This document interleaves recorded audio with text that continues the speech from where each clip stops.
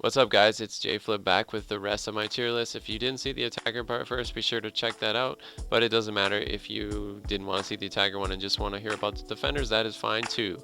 S is being the best and C is being the worst. This is just my opinion, and this is for consoles.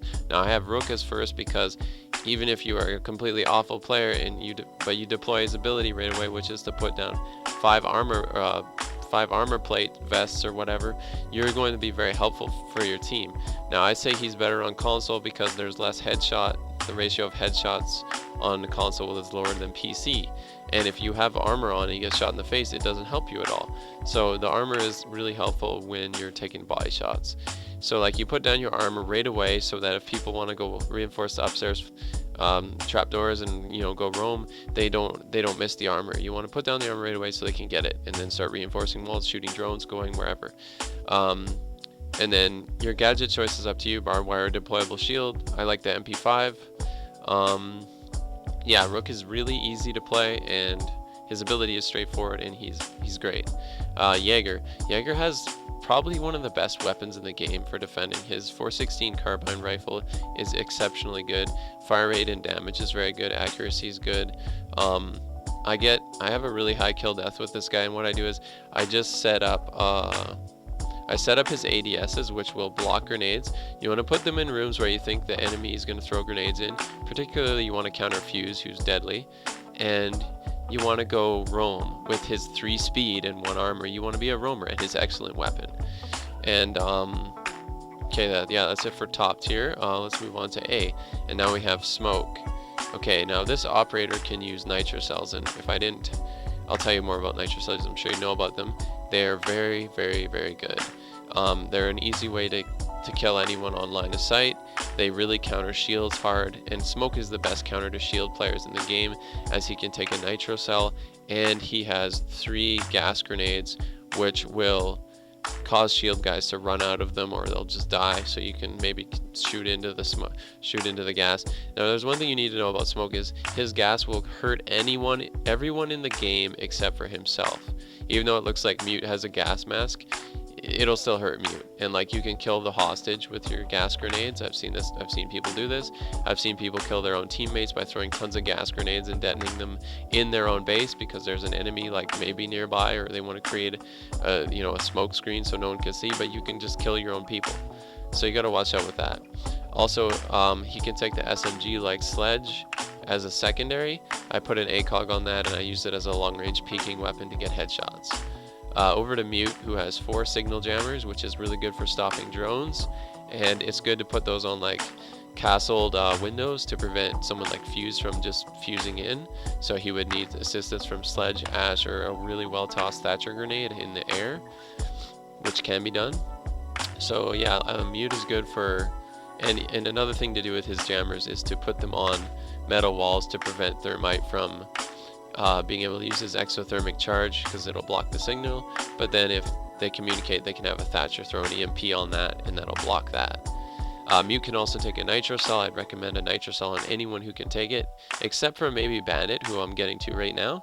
Now, Bandit is the only character in the game who, when he takes barbed wire, gets 3 instead of 2. And his batteries can be deployed on barbed wire, on reinforced walls, and on deployable shields. Now, if your deployable shields are all set up in incredibly defensive positions, shocking them is pointless. But if you put deployable shields in like doorways that are like kind of not right on top of your base, I've had me and my friend once set up a deployable shield in a staircase, and I hit a battery behind it, and a guy died from the lightning when he tried to jump over it. So I mean, that's kind of a thing you could do. So if you don't take the barbed wire and set up shock wires in like choke points where drones are going to come in and stuff like that, is you should electrocute walls you think they're going to breach, or like a shield. But usually, like, you got to coordinate with the shield, because most people use shields very defensively where no enemies are going to be leaping over it. Okay, onto castle. Oh yeah, and for weapons, I'd recommend the SMGs or shotguns. Depends on your playstyle. I've seen people play pump action shotguns really well. Castle has the UMP SMG, which is the UMP 45, which has the slowest rate of fire. Now this gun's good at long range. Apologize for that once again, but we're not, at close range you're gonna lose because it has such a low rate of fire. It's gonna shoot a lot less bullets than the enemies, and the enemies usually have pretty hard hitting assault rifles. So I like his automatic shotgun, but if you're not gonna do that kind of stuff, the UMP needs to be used carefully, as it'll lose body shot battles close range to pretty much any weapon. Now, the castle is another character like Smoke who can actually negatively affect your team. If you castle like one bomb site in from the other one and prevent movement from your team, like if they like take out one base and plant the bomb diffuser and your team's trapped in, or they can't get back in through the castles, and they have to like break that thing down with their crowbar or whatever it is, and then someone's just watching them do it and then shoots them, it's really bad. So Castle is a character that you might think is like easy to play, but like you can really screw your team over by putting them in the wrong spot. Okay, let's move on to C tier. First I have Kapkan, who has the laser tripwires. Now these things are like incredibly obvious. Like the only time I've ever been killed by them is when it's like 5 versus 2 and there's like, you know, my team's winning really hard and I want to rush in and get in on the action before the game's over, and I don't look at the ground when I'm opening a wooden door or something, and then it blows me up. But I've only been killed by these like 5 times in my like 350 games played, and I've only played Kapkan a bit, but I have gotten a few kills with these, and it's kind of a noob killer. Like I find if you put it on close doorways, like rated to the entrance of some of the buildings, people won't think there'll be a laser wire there, so they'll get hit by it. But it can be used to deny entry if people can't see where to shoot it, like if it's like on a concrete wall and they can't shoot it through the wall. So it can do that. He's good. He's got a good shotgun and submachine gun, and he has a nitro cell, and he's got a good 3 armor, so he's a good all-around defender. Moving on to Pulse, who can be played as a roamer or a defender. I like playing Pulse as a roamer because of his 3 speed and his ability, the heartbeat sensor. I like playing him on levels that are very tight and full of rooms and, you know, not open, like for example Plain, House, Oregon, and I forget the other one. There's 4 that I really think are good for like the shotgun.